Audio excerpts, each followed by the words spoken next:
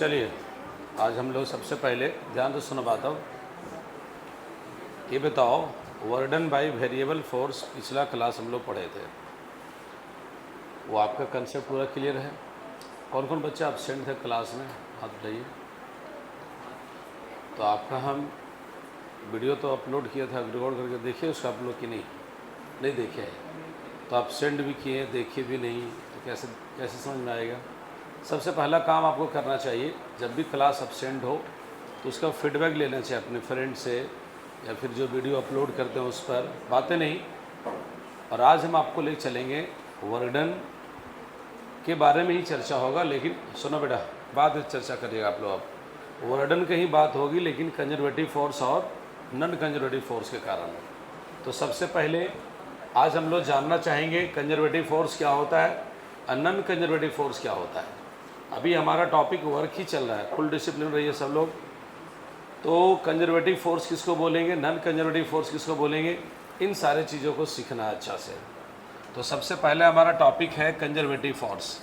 ध्यान दीजिएगा ज़रा, कंजर्वेटिव फोर्स बहुत ही इम्पॉर्टेंट टॉपिक है। कंजर्वेटिव फोर्स किसको बोला जाता है, इसी पॉइंट पे चर्चा करेंगे।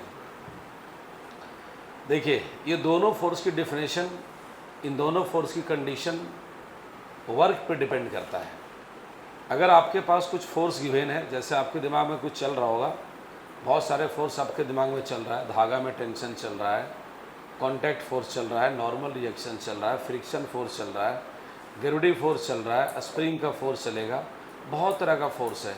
तो किसको नॉन कंजर्वेटिव बोलेंगे, किसको कंजर्वेटिव बोलेंगे, इसकी क्या मापदंड है, इसको कैसे डिफाइन किया जा सकता है, और इस फोर्स की क्या इंपॉर्टेंस है, न्यूमेरिकल बनाने हमें कितना सपोर्ट करेगा, ये फोर्स रहेगा तो कौन कौन सी बातें सोचेंगे, कौन कौन सी बातें को नेगलेक्ट करेंगे, इन सारी चीज़ों को हम लोग यहाँ पर डिस्कस अभी करेंगे।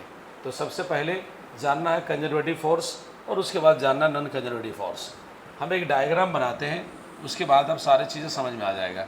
जैसे मान लेते हैं यहाँ पर एक सरफेस है, यहाँ पर एक सरफेस है, और यह थोड़ा इसको और डाउन लेते हैं, इस सरफेस को थोड़ा और नीचे लेते हैं।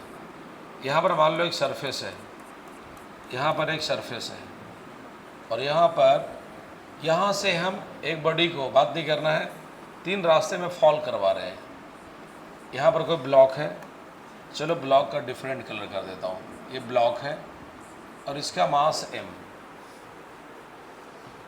और इसकी जो हाइट है फिलहाल हम h मानते हैं। मुझे पढ़ना है कंजर्वेटिव फोर्स और नॉन कंजर्वेटिव फोर्स, लेकिन एक डायग्राम आपका पूरा कंसेप्ट बना देगा। इसके इनिशियल पॉइंट A है और इसके फाइनल पॉइंट B है। इसी ब्लॉक को अब हम थोड़ा डिफरेंट रास्ता में फॉल करवा रहे हैं, डिफरेंट रास्ता में, स्टेयर टाइप का है, सीढ़ी टाइप का है। इसका भी इनिशियल पॉइंट A और फाइनल पॉइंट B है, और सेम ब्लॉक है, ब्लॉक का मास m।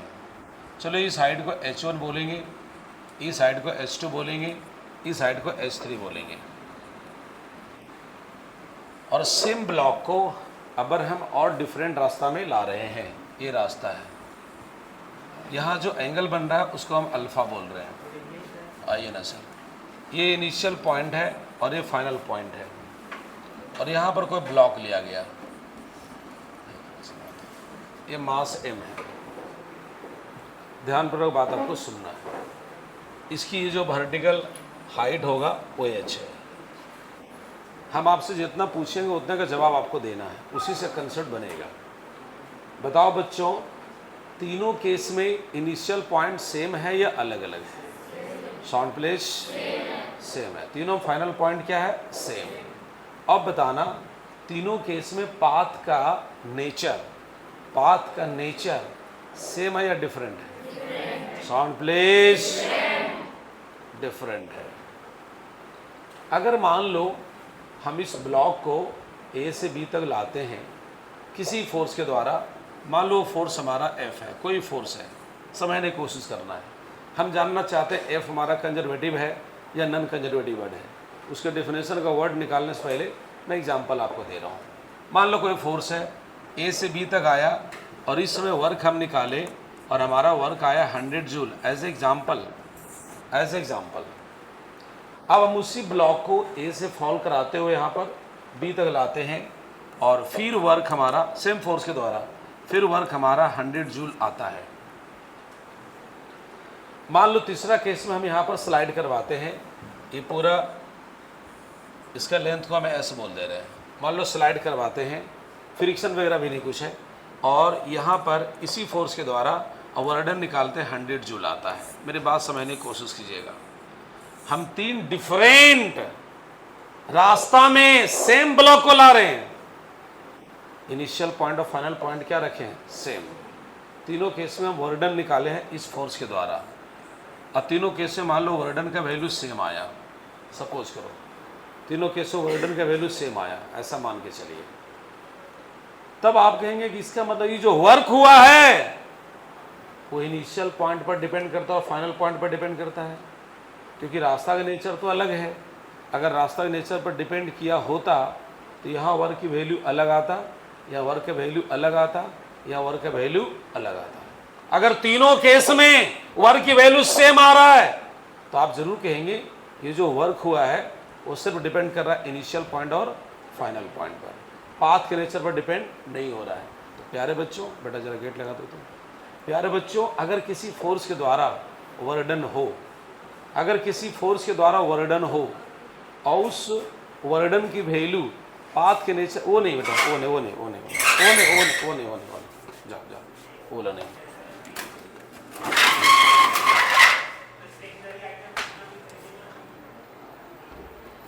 चलिए देखिए जरा, आप बात को सुनाओ, अल्लाह नहीं, मैं अपना स्टार्टअप ले रहा, आप ध्यान से समझिएगा। मान लेते किसी बॉडी को हम फॉल करवाएं 3 डिफरेंट केसेस में, इसमें इसको चलो फिगर 1 बोलो, फिगर 2 बोलो, फिगर 3 बोलो, और तीनों केस में अगर वर्डन का वैल्यू सेम आएगा तब तो आप खुद जस्टिफाई करेंगे, सोचेंगे कि सर ये जो वर्क हुआ है ये तो वर्क का वैल्यू सेम आया, जबकि तीनों केस में रास्ता नेचर अलग है। इसका मतलब जिस फोर्स के द्वारा ये वर्क हुआ है वो वर्क पाथ के नेचर पर डिपेंड नहीं किया। अगर पाथ के नेचर पर डिपेंड किया होता तो निश्चित रूप से तीनों का पाथ का नेचर अलग अलग है तो वर्क की वैल्यू भी अलग अलग आता है। लेकिन अगर वर्क का वैल्यू सेम आ रहा है तो आप ये कहेंगे कि हाँ ये वर्क इनिशियल पॉइंट और फाइनल पॉइंट पर डिपेंड हो रहा होगा, लेकिन पाथ के नेचर पर डिपेंड नहीं रहा होगा। तो प्यारे बच्चों, अगर किसी फोर्स के द्वारा वर्डन हो, क्या बोला, मेरा बात से जरा दोहरा दिखाओ तो। इतने सारे अमीर के बच्चे बैठे हुए और गरीब के बच्चे हम बोलता हूँ, मेरा आवाज़ के बराबर आप नहीं कर पाते हैं। अरे मजाक किया ना, थोड़ा माफ करो ना भाई। मैं ही सेंस में अमीर बोला, आप लोग क्या नदी पार करके ट्यूशन पढ़ने जाते हो? ये बंदा जो है नदी पार करके ट्यूशन पढ़ने जाता था, ठीक है, और पैर में चप्पल छोड़ दीजिए, ये पैंटवा जो है ना ऑटोमेटिक यहाँ चल आता था। दोस्त लोग मजाक करता था, कहा केडी जब पैंटवा पढ़ रहा है रे, हम लोग पैंट नहीं पढ़ रहे, हम पढ़ रहे हैं। तो इसलिए मैं उस सेंस बोल दिया, आप लोग कितना सुख सुविधा घर परिवार में मिलता है, पढ़ने के लिए टेबल बेंच सब कुछ, हम लोग को जैसे बोरा मिलता था। फिलहाल तो ज़्यादा नहीं चाहता हूँ, मैं टॉपिक में रहना चाहता हूँ। मेरा बात सुनो, गौर से सुनो। अगर किसी फोर्स के द्वारा वर्क डन हो, यही बात दोहराओ, लग गया ना, अभी उसमें धीरे बोल रहा था, जैसे इधर उधर घुमा तुरंत आ गया वो आदमी सब। अगर किसी फोर्स के द्वारा, ठीक है सुनो, अब आपको टॉपिक समझने से कोई माइकलाल रोक नहीं सकता है। अगर किसी फोर्स के द्वारा वर्क डन हो और वो वर्क पाथ के नेचर पर डिपेंड नहीं करता हो, तो जिस फोर्स के द्वारा वर्क डन हुआ है उस फोर्स का नाम रखा जाता है क्या, conservative force. And what is conservative force? That force by which work is done, and this work done only depends upon initial point and final point, and does not depend upon nature of path. Then such force is called क्या, conservative force. और अगर किसी force के द्वारा work done हो और वो work path के नेचर पर डिपेंड करता हो, तो वैसे हालात में उस फोर्स का नाम रखा जाएगा क्या, नॉन कंजर्वेटिव फोर्स। गौर से सुनिए, डिफिनेशन आपको छुट्टी मारता हूँ भाई, सुनो। अगर किसी फोर्स के द्वारा वर्क डन हो और वो वर्क सिर्फ डिपेंड करता है इनिशियल पॉइंट और फाइनल पॉइंट है, पाथ के नेचर पर डिपेंड नहीं करता है, तो ऐसे स्थिति में उस फोर्स का नाम क्या रखा जाएगा, बोलो, कंजर्वेटिव फोर्स। जोरदार बोलो, कंजर्वेटिव फोर्स। एग्जाम्पल कौन कौन है सर? सबसे पहला एग्जाम्पल आपको बता रहा हूँ, ग्रेविटी फोर्स। कौन फोर्स बोलो? Gravity force. Number 1, number 2 gravitational force. दोनों में फर्क समझते हो कि नहीं?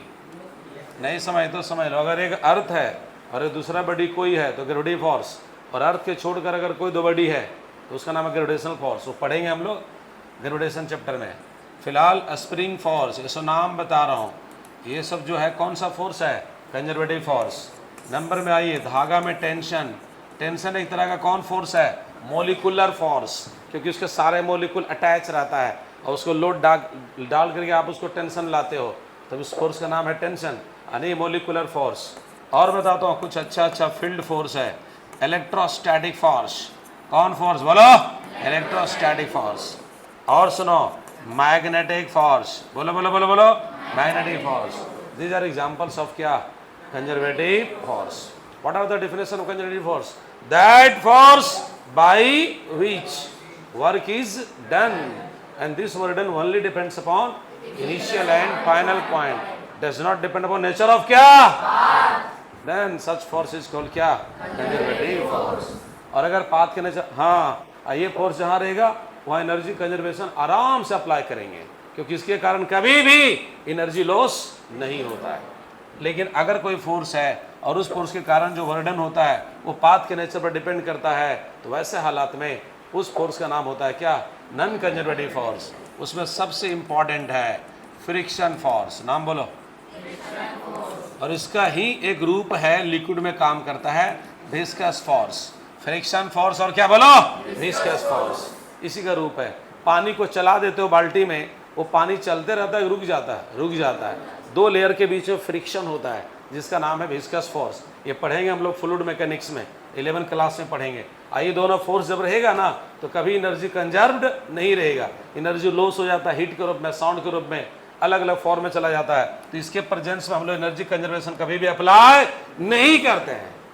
What are the conservative force? What are the definition of conservative force? That force by which work is done and this work done does not depend upon nature of क्या? path, only depends upon क्या? बोलो, initial point। अरे दुलार से छोटा बच्चा है, दुलार घर अच्छा लगता है, मेहनत करता है। इतना छोटा तो हम गोलियां खेलते थे यार।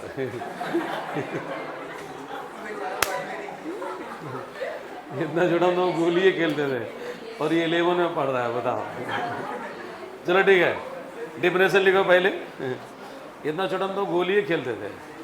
लिखो, हेडिंग लगा पहले कंजर्वेटिव फोर्स। हेडिंग लगा conservative force, conservative force, conservative force.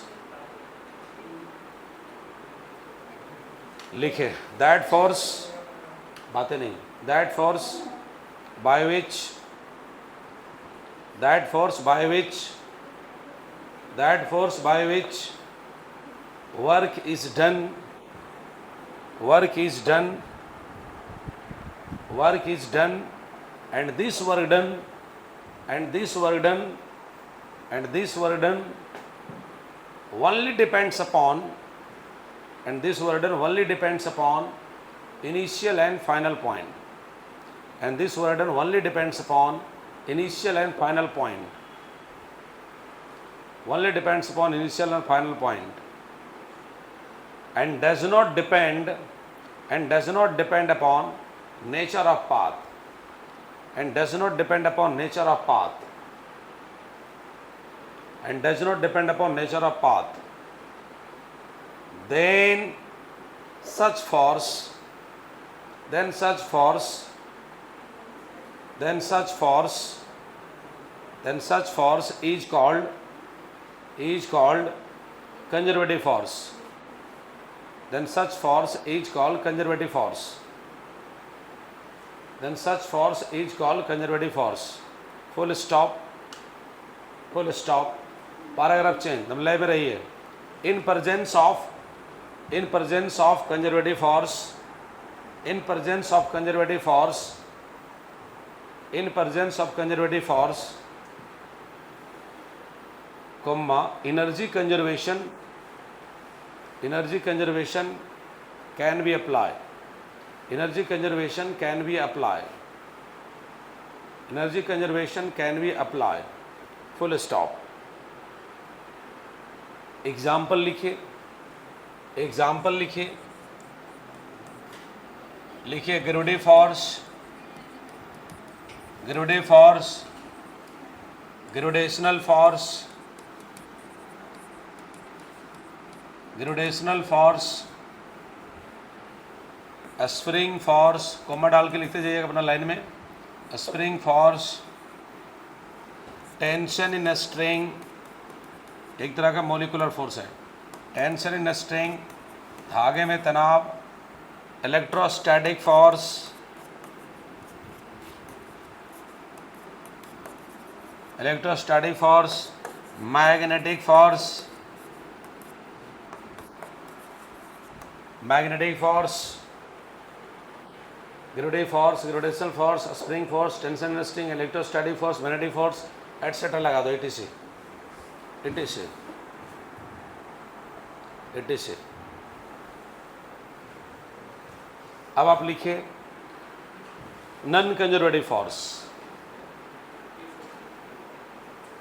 रोकिए मत, थोड़ा साथ चलिए, तेज चलिए, बहुत सफर करना है।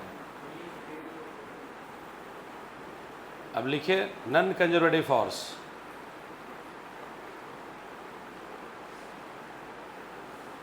Non conservative force. बताओ बेटा, डिफिनेशन खुद से लिख सकते हो कि नहीं, से बताओ क्या लिखोगे। That force by which work is done and this work done depends upon nature of, क्या लिखिए, दैट फोर्स, लिखो डिफिनेशन खुद से, that force by which, that force by which work is done, that force by which work is done, that force by which work is done, work is done and this work done and this work done and this work done and this work done depends upon, this work done depends upon, this work done depends upon nature of path, this work done depends upon nature of path। अच्छा ये बताओ, मान लो कोई बच्चा तुम लोग absent करते हैं, जैसे हम लिखा रहे हैं और बाई चांस किसी कारण से तेरा एब्सेंट हुआ, तो क्या वीडियो देख के लिख नहीं सकता, जैसे बोल रहा हूँ ये ना आराम से लिखा रहा हूँ, नहीं लिख सकता है क्या।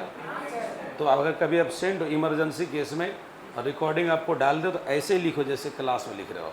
क्या लिखा है बताओ, that force by which work is done and this work done depends upon nature of path, then THE and then such force, then such force is called, then such force is called non-conservative force, is called non-conservative force। Paragraph change, in presence of non-conservative force, in presence of non-conservative force, in presence of non-conservative force, in presence of non-conservative force, comma, energy conservation cannot apply, energy conservation cannot apply, energy conservation cannot apply, cannot apply। बताओ क्यों नहीं apply होता बेटा, क्योंकि energy का some part किसी other form में loss हो जाता है, समझिए। जैसा रगड़ते हैं, सुनो, जैसे आप रगड़ते हैं, ऐसे रगड़ते हैं पत्थर को, हाथ को, हाथ क्या होता है गर्म, आपका मैकेनिकल एनर्जी किस में ट्रांसफर हो रहा है, हीट एनर्जी में लॉस हो रहा है। Energy conservation can not apply. अब एग्जाम्पल लिखिए, इसका एग्जाम्पल लिखिए, इस फोर्स का एग्जाम्पल लिखिए, friction force, friction force, viscous force, इसको इंटरनल फ्रिक्शन भी कहते हैं, लिक्विड के अंदर में होता है, उसको इंटरनल फ्रिक्शन भी कहते हैं। क्या कहते हैं बच्चे बताओ, इंटरनल फ्रिक्शन। फ्रिक्शन वर्ड जो बोलते हैं सॉलिड के केस में चलता है, अब विस्कस फोर्स और इंटरनल फ्रिक्शन लिक्विड के केस में चलता है। अभी जो डायग्राम दिख रहा है इसके अकॉर्डिंग बात करेंगे। अब लिखिए क्वेश्चन बना के, आपके स्कूल एग्जाम के लिए वेरी वेरी इंपॉर्टेंट है। इंटरनल फ्रिक्शन था बेटा, लिखो ब्रैकेट में लिख इंटरनल फ्रिक्शन। आपके स्कूल एग्जाम के लिए वेरी वेरी इंपॉर्टेंट क्वेश्चन लिखो, सो दैट SHW, क्वेश्चन लिखो यहाँ पर, show that work done by conservative force, work done by conservative force, so that work done by conservative force does not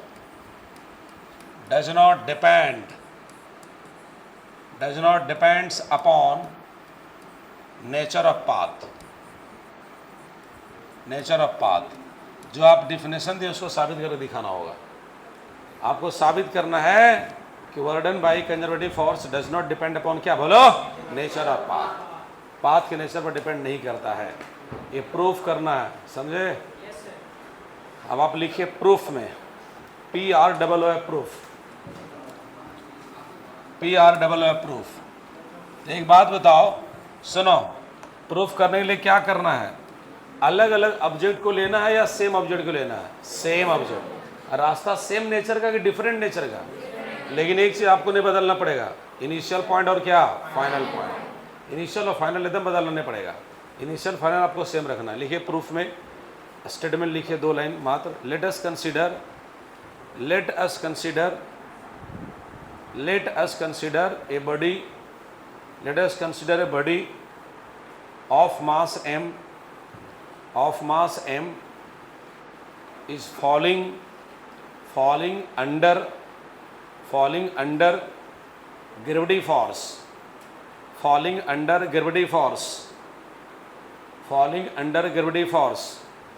in three different path,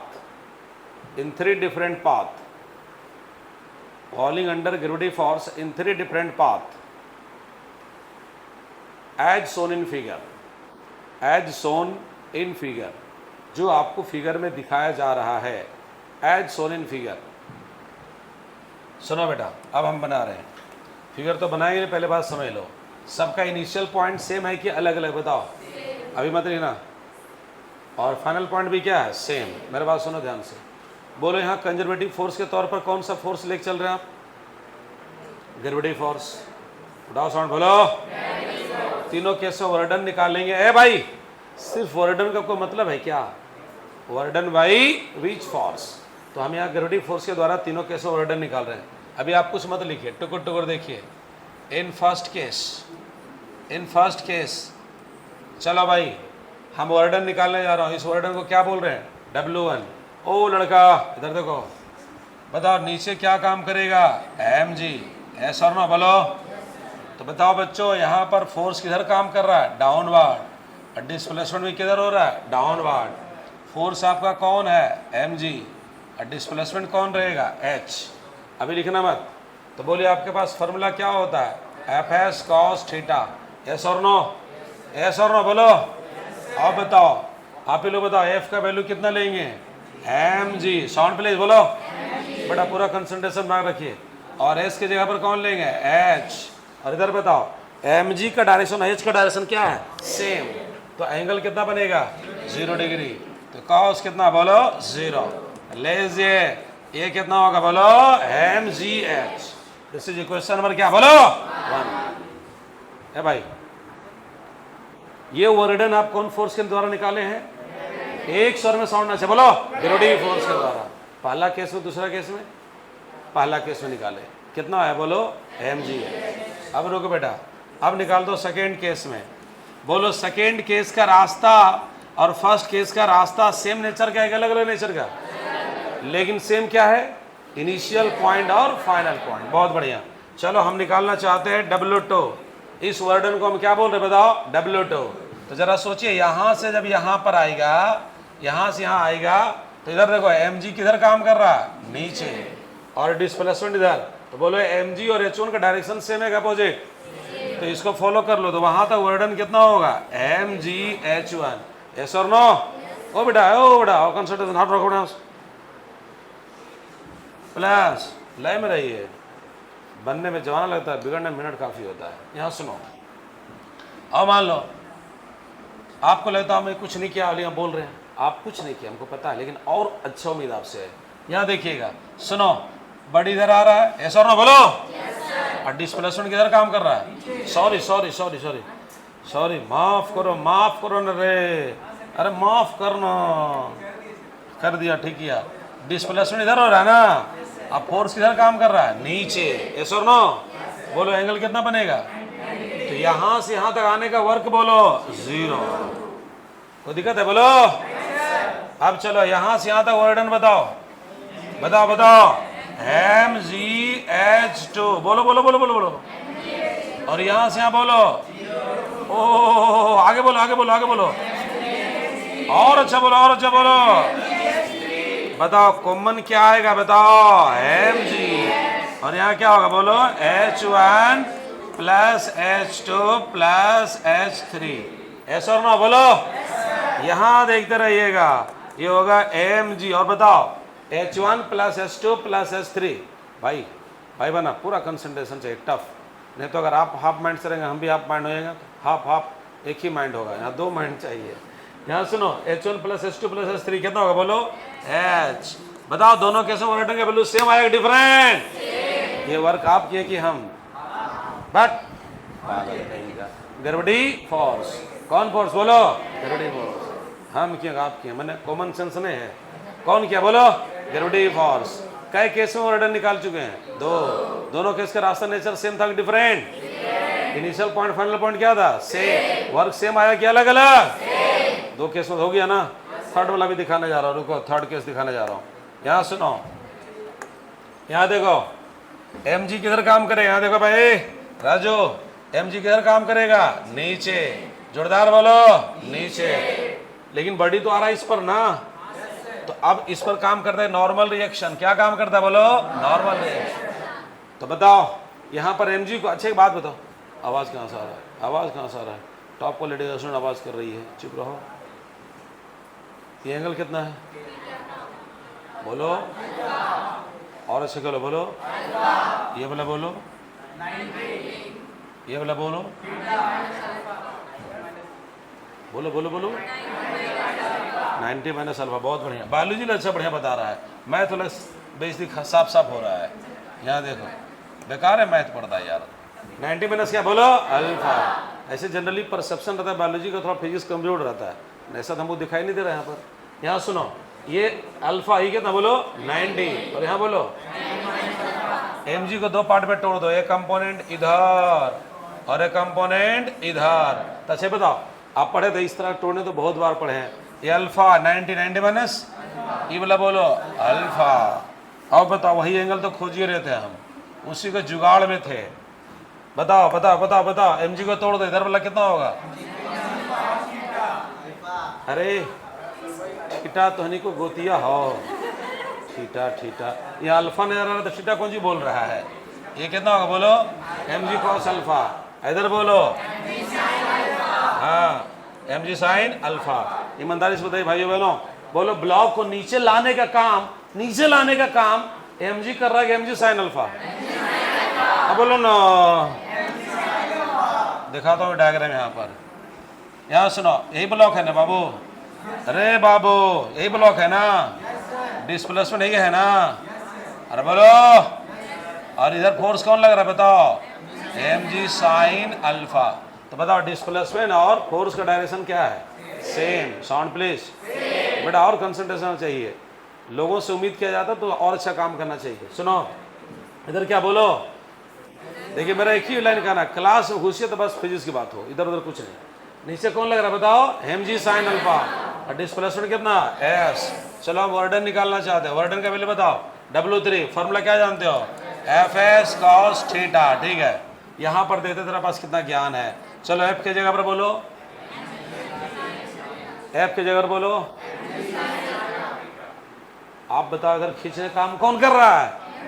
यहाँ देखो, यहाँ देखो। अरे Mg तेरा है कहाँ? आप Mg है कहाँ? Mg तो टूट गया ना, एक Mg cos अल्फा और Mg sin अल्फा। जिस Mg गाना गा वो है कहाँ? तो टूट गया ना। तो बोला खींच कौन रहा? बताओ, बोल भाई। हाँ तो बोलो फोर्स का काम कौन कर रहा? बताओ। हाँ Mg sin अल्फा। अब बोलो डिस्प्लेसमेंट कितना हो रहा है? यहाँ पर आप प्यार से गलत बोलिएगा, मुझे पूरा 100% विश्वास है। अभी चुप रहो, अभी मत बोलना। 100% विश्वास आप कुछ गलत बोलेंगे, और अगर सही बोला ना तभी डांस दिखा देंगे, बता दे रहा हूँ, देख लेगा हो। बताओ ठीठा कितना लेंगे? ओह, ठीठा कितना लेंगे? 0 डिग्री लेंगे, है ना, क्योंकि डांस बच्चा बुझा रहा तेरा। इधर सुनो, एस इधर और एम साइन अल्फा भी इधर, डायरेक्शन दोनों क्या है बोलो? सेम। तो एंगल किसके बीच के लेते हैं? फोर्स और डिस्प्लेसमेंट, बोलो फोर्स और डिस्प्लेसमेंट, इसलिए कितना डिग्री बोलो? 0 डिग्री। बहुत बढ़िया, ये हो जाएगा एम जी साइन अल्फा, एंडो क्या है? एस। और अब यहाँ आओ, यहाँ पर आओ, यहाँ पर आओ, यहाँ पर आओ, यहाँ पर आओ, यहाँ पर आओ, ओ लड़का यहाँ पर आओ। हाँ ठीक है, अच्छी बात है। फिलहाल सुनो ध्यान से, इधर सुनो ना, क्या अल्फा है ना? है बेटा, ये एंगल पकड़ेंगे दिखो परपेंडी 90 सन हाइपोटेनियस, तो का बच्चा बेस, तो साइन अल्फा फॉर्मूला क्या होगा? P/B। संजोग है, P के जगह पर कौन है? H, और H के जगह पर कौन है? S। लीजिए आप अपना आंसर अपना चरणों में लीजिए, अपन हमारे चरण देखिए, आप साइन अल्फा फॉर्मूला बोलो H/S। अरे यहाँ से देखना, यहाँ से, यहाँ से, वहाँ चरण देख रहा है, H/ क्या बोलो? S। कॉमन सेंस ने चरण देख रहा है, और यहाँ बोलो S। कट गया ना? अब बोलो कितना आया? mg है। बताओ तीनों केसों वर्डन का वैल्यू सेम आएगा? डिफरेंट से। क्या ये वर्डन पाथ के नेचर पर डिपेंड करता है? इनिशियल पॉइंट और फाइनल पॉइंट पर डिपेंड करता है ना? ये वर्डन आप किए, हम किए, ग्रेविटी फोर्स किया, तो ग्रेविटी फोर्स क्या कहलाएगा? Conservative force. तो साबित आप करके दिखा दिए कि कंजर्वेटिव फोर्स के द्वारा जो वर्डन होता है रास्ता के नेचर पर डिपेंड करता नहीं है। फिगर ड्रॉ को नोट करो, चिल्ला रहा तब से।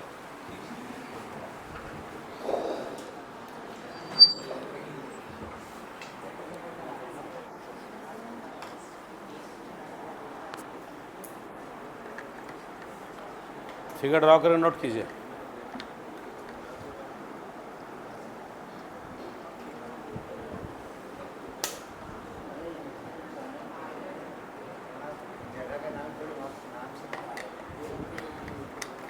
चलो जल्दी करो।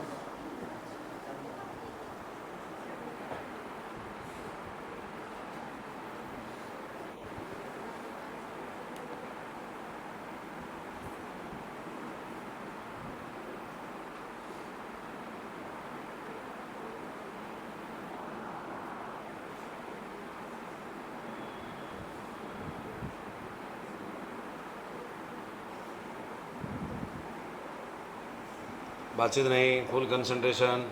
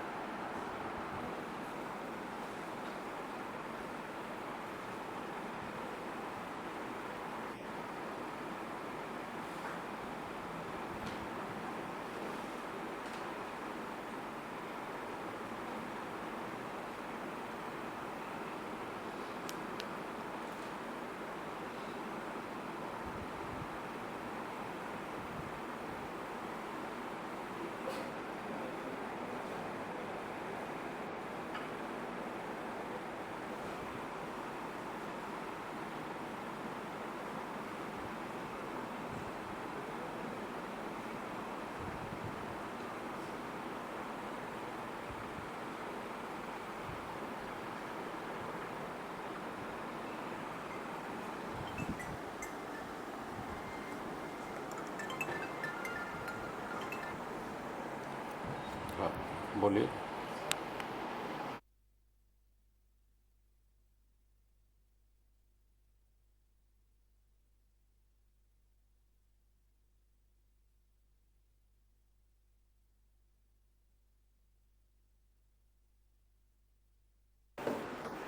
आइए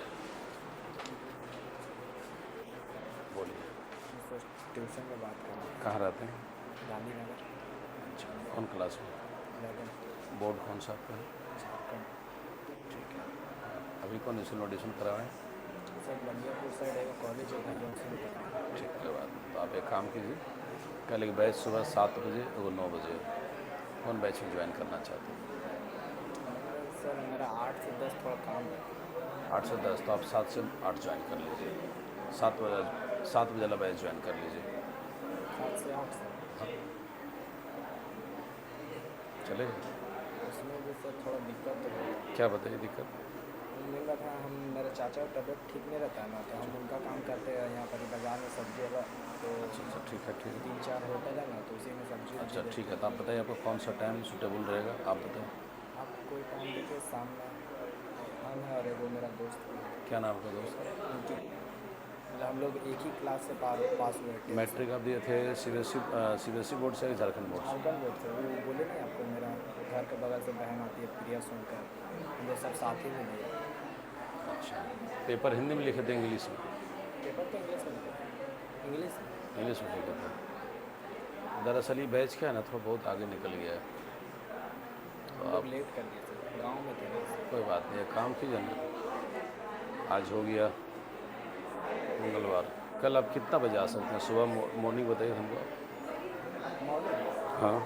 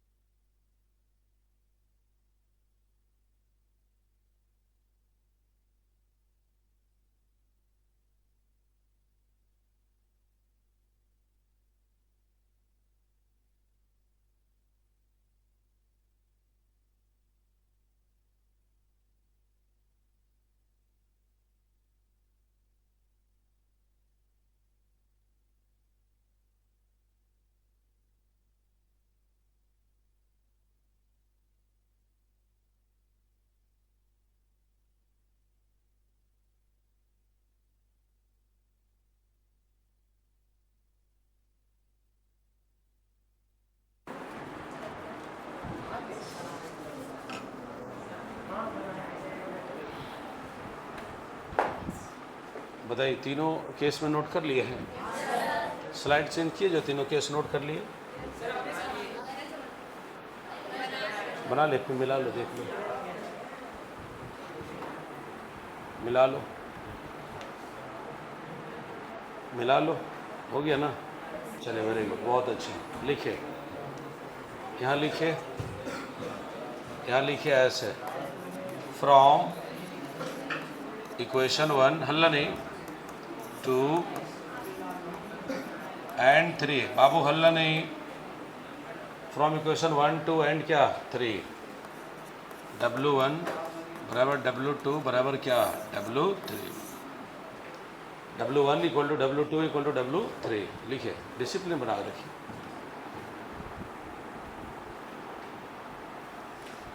बताओ बेटा, तो ग्रेविटी के द्वारा जो वर्डन हुआ वो पाथ के नेचर पर डिपेंड किया कि इनिशियल पॉइंट और फाइनल पॉइंट पर डिपेंड किया?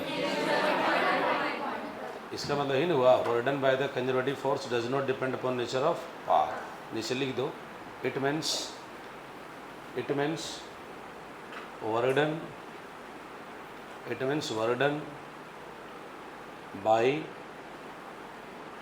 it means work done by the conservative force,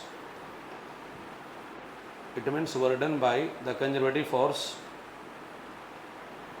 it means work done by the conservative force does not depend upon nature of path, does not depend upon nature of path, does not depend upon क्या nature of path। क्या मैं आगे बढ़ सकता हूँ? चलिए, ये आपका स्कूल एग्जाम के हिसाब से इम्पॉर्टेंट था। अब इस पर हम लोग कुछ न्यूमेरिकल्स का काम करते हैं। यहाँ देखो बच्चों, हल्ला नहीं, सुनो, ध्यानपूर्वक सुनिएगा, बातें नहीं होना चाहिए, इंटरेस्टिंग भी हो, सिंसियर भी हो, मल्टी टैलेंट दिखाना चाहिए विद्यार्थी को। यहाँ देखिए,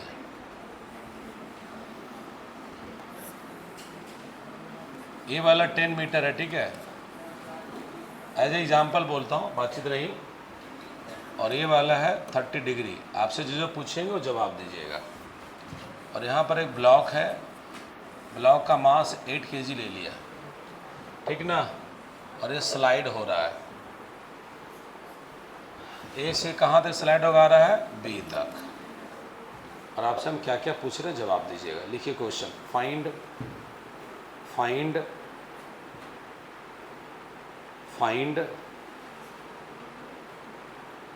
नंबर 1 में force on the block which acts parallel to the plane,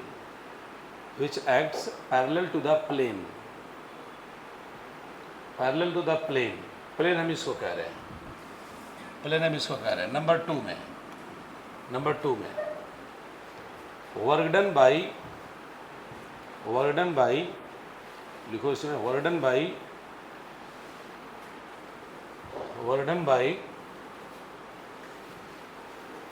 normal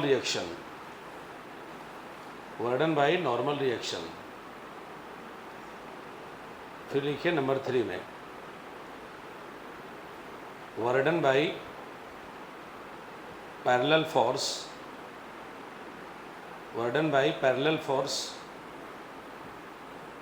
parallel यहाँ बोल रहे हैं किस प्लेन के रिस्पेक्ट में? जिस प्लेन पे स्लाइड करेगा। ये फिगर ड्रॉ कर लीजिए।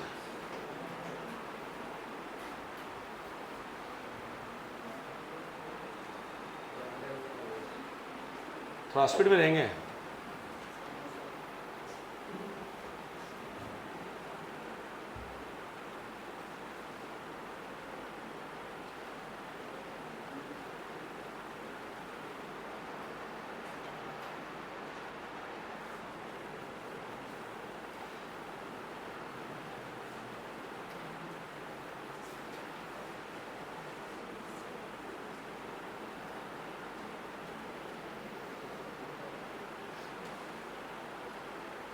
रेडी हैं?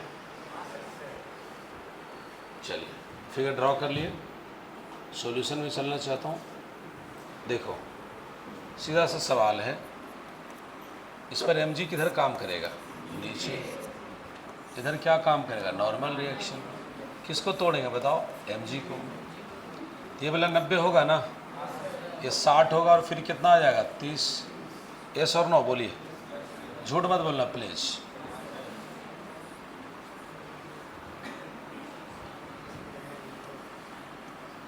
इधर बताइए, mg कॉस कितना? 30। इधर बोलिए,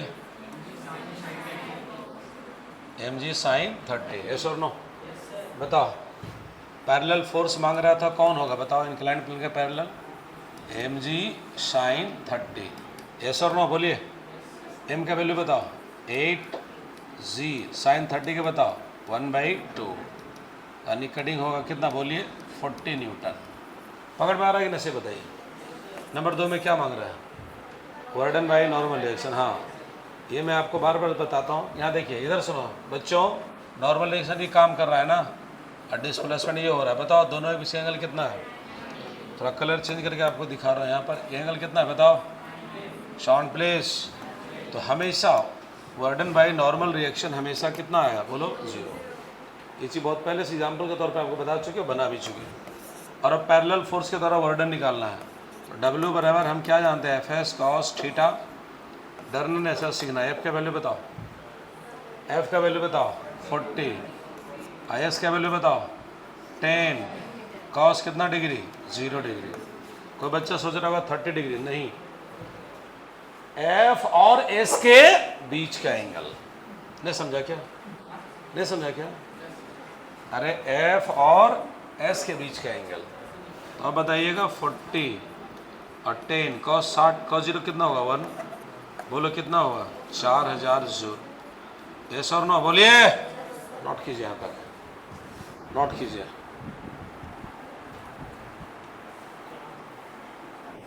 चार 400 ही जूल होगा। थोड़ा स्पीड में चलिए।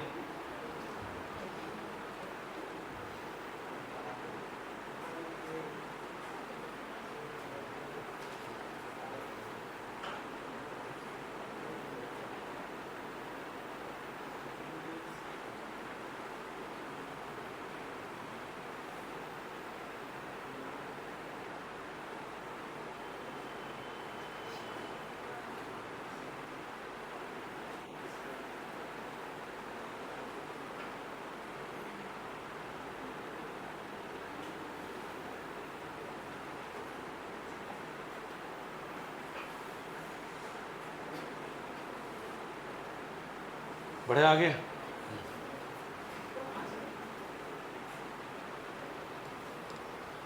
चले, सारे बच्चे रेडी हैं? चलिए सुनो, नेक्स्ट टॉपिक। आज हम आपको वर्क से आगे बढ़ रहा हूँ।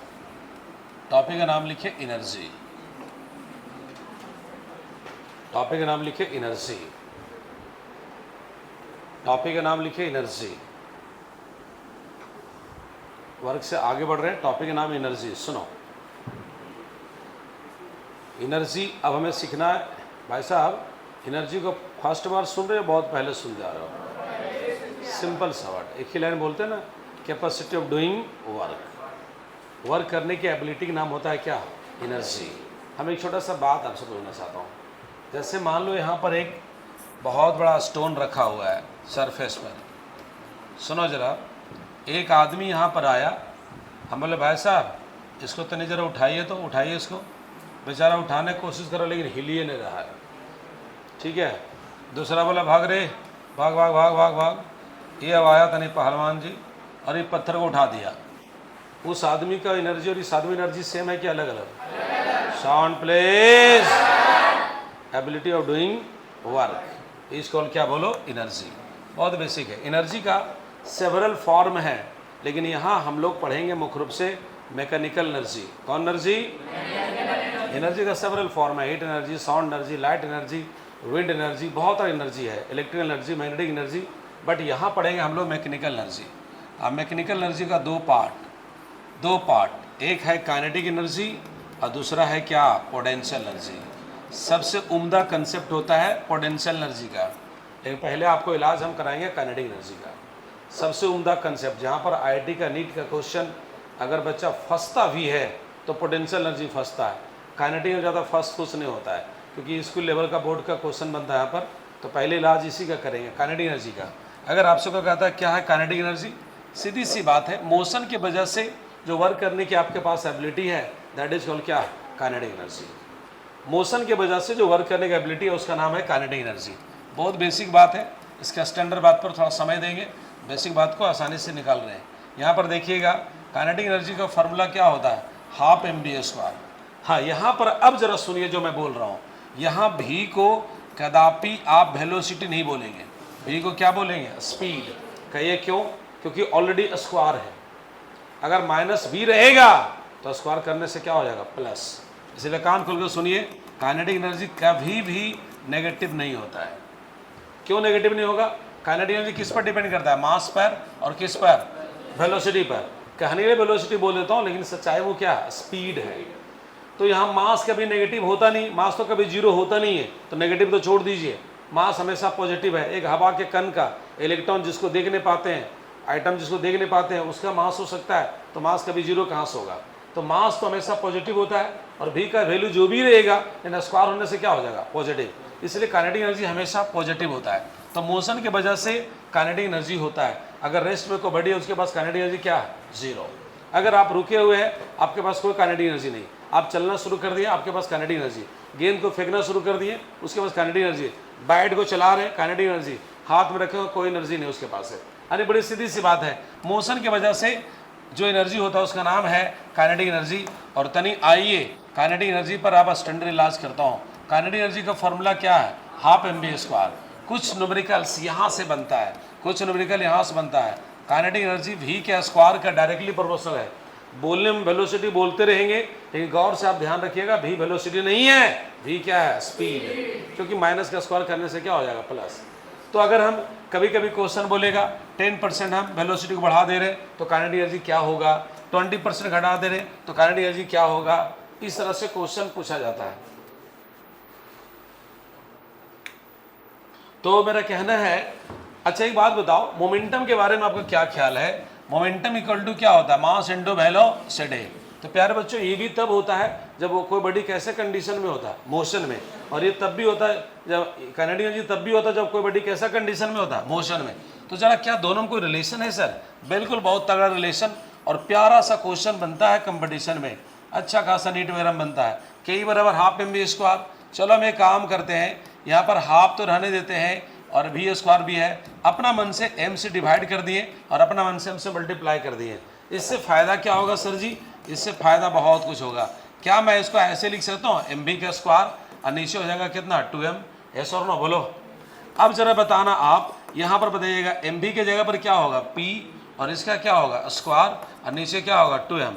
वेरी वेरी इंपॉर्टेंट रिलेशन, इस पर तो हमेशा क्वेश्चन पूछता है, हर लेवल का question, school level, NEET level, JEE level, question आज बनता है। अब बहुत टफ नहीं होता, आसान होता है।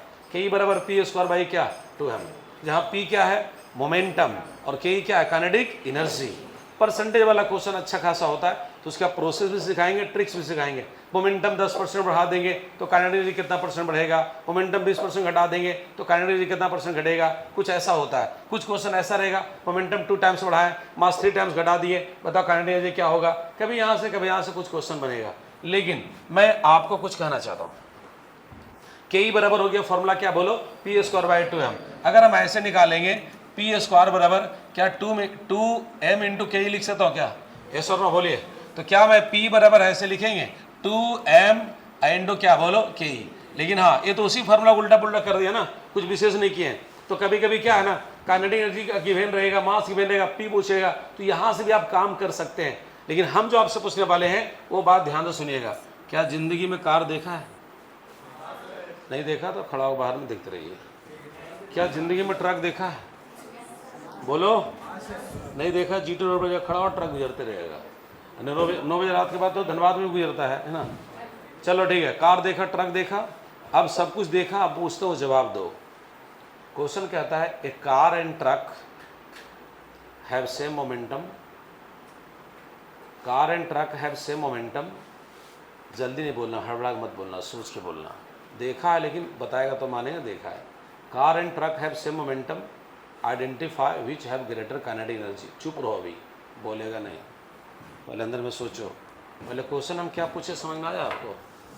एक कार और ट्रक के पास मोमेंटम क्या है, सेम है, which have greater kinetic energy. चुप रहना, भी बोलना मत। आप सोचेंगे सर चुप रहने बोलते भी हैं और पूछते भी हैं, हाँ इसलिए रोक रहा हूँ ताकि आपका ब्रेन उतना देर एक्टिव होगा, सोचिएगा, नहीं तो पट से और कुछ ना कुछ बोल देगा। क्वेश्चन क्या है, कार और ट्रक के पास मोमेंटम क्या है, सेम, तो which have greater kinetic energy. अब आपको बोलने की आज़ादी है लेकिन रीजन के साथ बात करेंगे।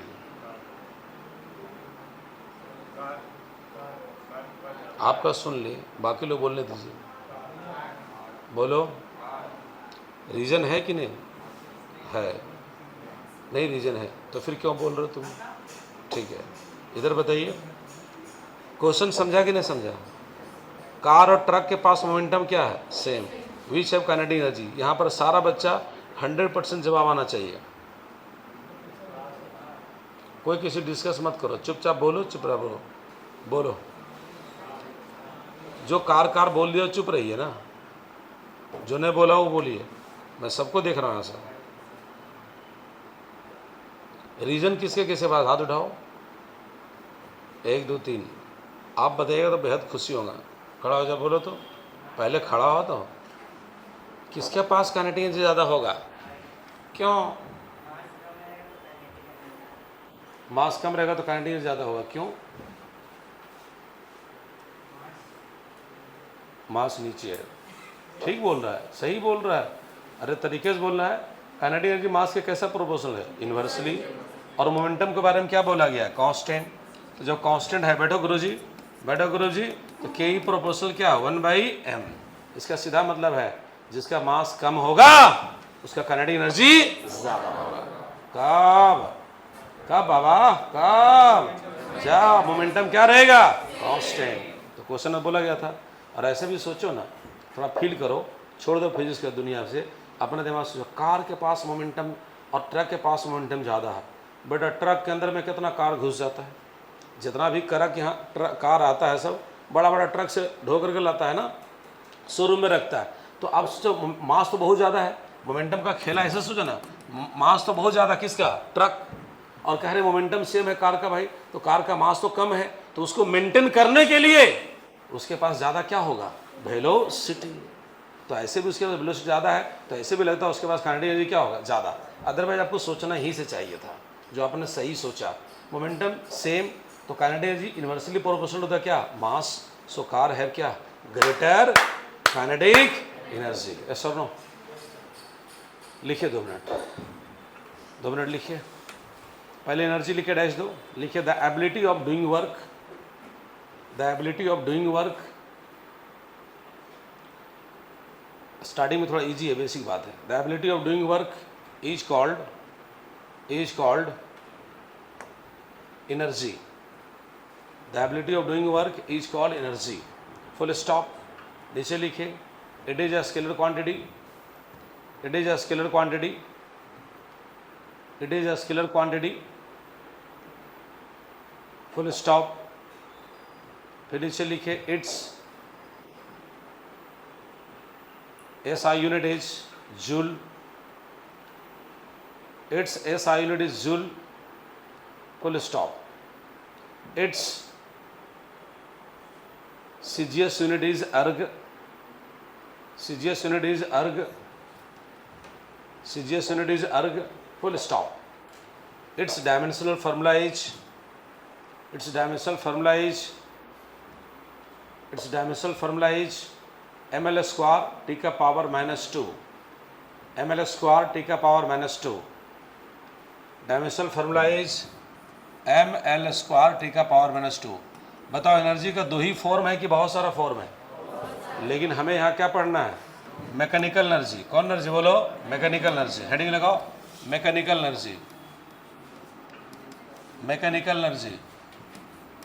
और सच्चाई में जितना भी एनर्जी बना ना, वही यही 2 से बना है, लेकिन फिलहाल 2 ही फॉर्म पढ़ना है। पर हेडिंग लगाओ थोड़ा स्पीड में, जहाँ टॉपिक ईजी रहे वहाँ स्पीड में काम करो। लिखिए, the sum of kinetic energy and potential energy, the sum of kinetic energy and potential energy, the sum of kinetic energy and potential energy is called mechanical energy. The sum of kinetic energy and potential energy is called mechanical energy. आनी ऐसे, M E बराबर ऐसे, यहाँ पर ऐसे KE plus PE, KE plus PE। Mechanical energy equal to kinetic energy plus क्या? Potential energy. यहाँ तक लिखिए, KE प्लस PE। यस और नो? अगला टॉपिक क्या होगा बताओ? Kinetic energy. रफ्तार में चलिए, काइनेटिक एनर्जी। बोलो, ये एनर्जी क्यों आता है? किसके कारण से आता है? मोशन के कारण। किसके कारण बेटा बताओ? मोशन के कारण। लिखे, डैश दो, लिखिए, the energy possesses by a body, the energy possesses by a body, the energy possesses by a body due to their motion, due to their motion, due to their motion. Energy possesses by a body due to their motion, due to their motion is called is called, बताओ, is called, बताओ क्या, kinetic energy. Is called, बताओ क्या, बोलो, kinetic energy, full stop. नीचे लिखिए kinetic energy equal to half mv square, kinetic energy equal to half mv square, where M क्या है, मास ऑफ बॉडी, जिस बॉडी की बात करेंगे मास, भी क्या बोले बेटा, स्पीड या वेलोसिटी, स्पीड। अगर बोलते समय वेलोसिटी बोला जाएगा तो माफ़ करना, कोई दिक्कत नहीं, चलेगा सब, स्पीड ऑफ बॉडी। बताओ काइनेटिक एनर्जी कभी भी नेगेटिव हो सकता है, कभी भी किसी भी हालात में, नेवर, ऑलवेज क्या, पॉजिटिव, या तो जीरो होगा या तो पॉजिटिव होगा, जीरो रुका हो, जीरो है। नीचे लिखे इट इज़ ऑलवेज, थोड़ा रफ्तार में रहिए, it is always, it is always positive, it is always positive, it is always क्या, बोलो, पॉजिटिव। बताइए लड़का दौड़ रहा है, उसके पास कौन एनर्जी है, एक बॉलर गेंद फेंक रहा है, कौन एनर्जी है, काइनेटिक एनर्जी। गोली चल रहा है, कौन एनर्जी है, काइनेटिक एनर्जी। नीचे लिखो रिलेशन बिटवीन, अभी हम बात कर रहे हैं काइनेटिक एनर्जी पर, पोटेंशियल पर नहीं, relation between kinetic energy and momentum. कौन मोमेंटम, एंगुलर मोमेंटम कि लीनियर मोमेंटम, लीनियर, अभी एंगुलर नहीं पढ़े हैं, रोटेशनल मोशन आएगा तब एंगुलर की बात होगी। यहाँ पे आपके पास जो फार्मूला है उसके अकॉर्डिंग के ई बराबर जो आप जानते हो, के ई बराबर जो जानते हो पी स्क्वायर बाई 2m, के ई बराबर पी स्क्वायर, अरे डायरेक्ट लिख दिया, अरे डायरेक्ट लिख दिया यार, बना के दिखाना पड़ेगा ना, क्या मूड में डायरेक्ट लिखा गया, बना के दिखाना पड़ेगा विद्यार्थी लोगों को। के ई बराबर हाफ mv स्क्वायर, चलते रहिए, ये हो जाएगा हाफ mv स्क्वायर तो है, बोलो नीचे में m से मल्टीप्लाई किए, ऊपर में m से क्या किया, डिवाइड। तो अब ज़रा बताइएगा m इंटू एम क्या हुआ, m square, v square by 2m। अब ज़रा सोचिएगा यहाँ पर काइनेटिक एनर्जी ये हो जाएगा mv का क्या, होल स्क्वायर, और नीचे कितना होगा, बोलो 2m, एस और नो। चलिए और अब बताइएगा mv के लिए क्या होगा, p square by 2m, S और नो, बोलो। चलो फटाफट चलो बेटा, स्पीड में चलो।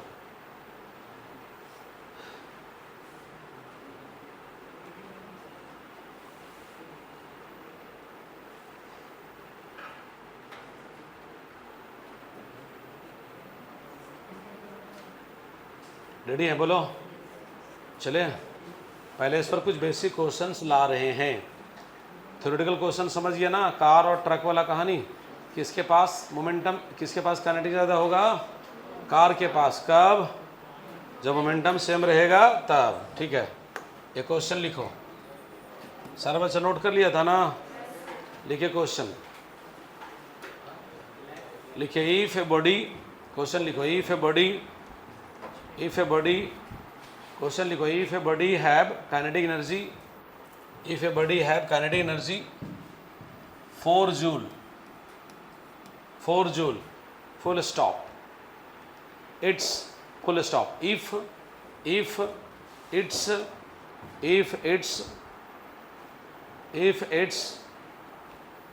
a speed make double, a speed make double, एकदम बेहद ईजी क्वेश्चन है, a speed make double, a speed make double, speed make double and mass make half, mass make half, then what will be its kinetic energy, then what will be its kinetic energy, then what will be its kinetic energy,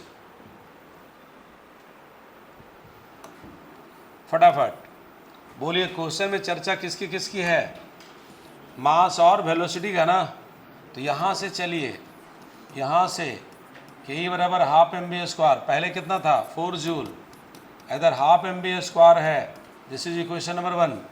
अब बोलो question में छेड़छाड़ कर रहा है ना, छेड़छाड़ कर रहा है कि नहीं, बताओ। तो क्वेश्चन में छेड़छाड़ कर रहा है, काइनेटिक एनर्जी छेड़छाड़ हो जाएगा, बताइए किस में छेड़ रहा है, मास में, तो एम डैश करो, भी में छेड़ रहा है भी डैश करो। कैसे छेड़ रहा है बताइए तो, कैसे छेड़ रहा है? मास को क्या किया है? डबल किया है, तो हो जाएगा मास को डबल क्यों हाफ किया? आप लोग गलत ब्लेम कर रहे हैं, बताइए तो। एम बाई क्या 2, बोलो श्री क्या किया? डबल। यहाँ क्या हो जाएगा बोलो? 2v का क्या? स्क्वायर। तो लीजिए यहाँ पर k डैश बराबर हाफ और m बाई 2 और यहाँ हो जाएगा 4v स्क्वायर, यही ना जी। इसको काट दो, अब इस दो को काटने लालच मत करो, ठीक है। तो यहाँ पर ऐसे k डैश बराबर हो जाएगा हमारे पास 1/2 और यहाँ हो जाएगा हाफ mv स्क्वायर। और इसके बारे में बताइए, यहाँ पर देखिएगा, इसके बारे में बताइए क्या होगा?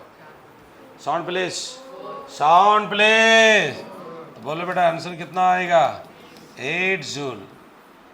कितना आएगा बोलो? 8 joule. That is your answer, note करिए 8 जूल।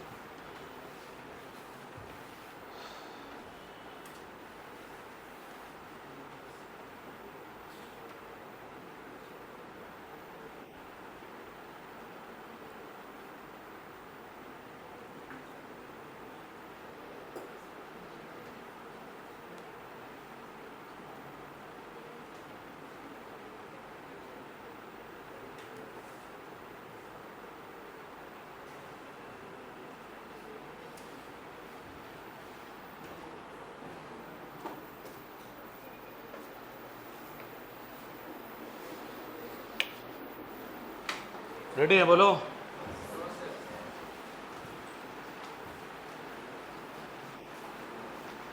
क्या किसी को डाउट है क्या? बहुत बेसिक है, अभी इससे ऊपर जाएंगे हम लोग, बहुत बेसिक है ये। चले आगे, ओ बेटा चले, हाँ आगे बढ़े बोलो।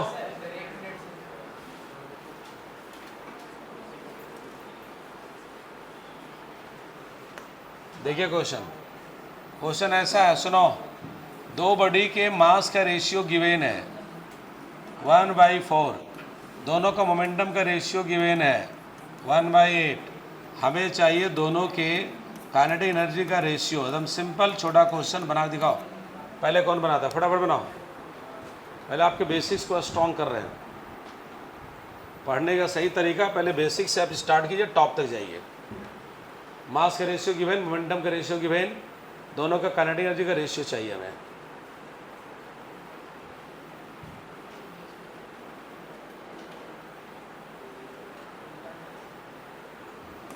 चलिए सॉल्यूशन।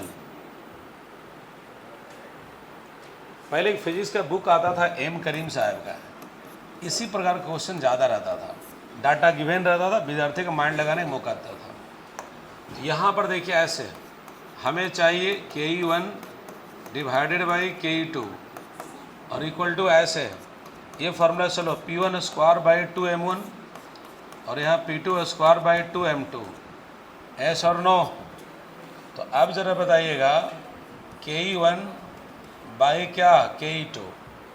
अब जरा सोचो ये कहाँ जाएगा? ऊपर, इधर हो जाएगा ऐसे p1 का स्क्वायर इंटू 2m2 और यहाँ बोलो 2m1 इंटू p2 का स्क्वायर, एस और नो? बताइए आप लोग। बेटा ये कहाँ जाएगा? सबसे ऊपर, और ये बीच में आएगा ना, ये 2 से 2 कट जाएगा ना। लीजिए यहाँ पर ऐसा हो जाएगा ke1 बाई ke2, ये हो जाएगा p1 बाई p2 का क्या? Whole square. और यहाँ पर बोलिएगा m2 बाई m1, एस और नो? एस और नो बोलो। तो यहाँ देखते रहिएगा ऐसे ke1 बाई ke2। चलिए p1 बाई p2 की वैल्यू बताइए।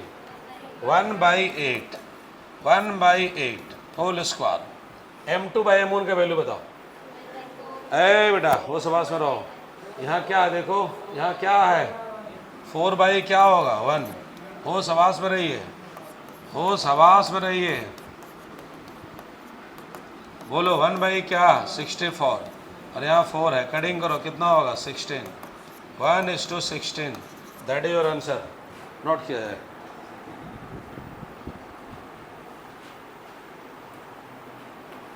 आपका जोड़ीदार कहाँ रह गया?